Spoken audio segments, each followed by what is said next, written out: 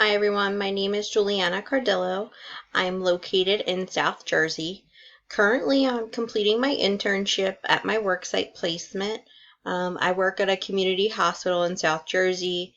My role is to assist the social work team and the RN case managers on the floor. Um, Primarily, we help with discharge planning and transition to care.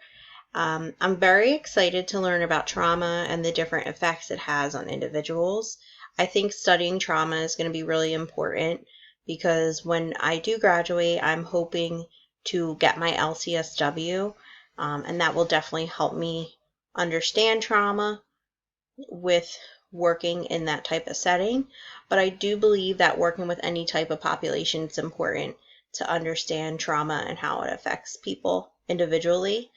Um, Three ways that I would take care of myself this semester is to definitely get a good night's sleep, maybe take a couple of hours to myself, which has been pretty hard right now, with having a daughter, going into kindergarten, working, and going to school. So that's definitely something that I need to do.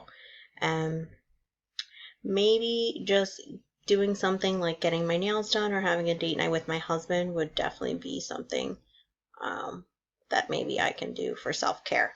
I look forward to getting to know everybody, and I'm really excited for this class.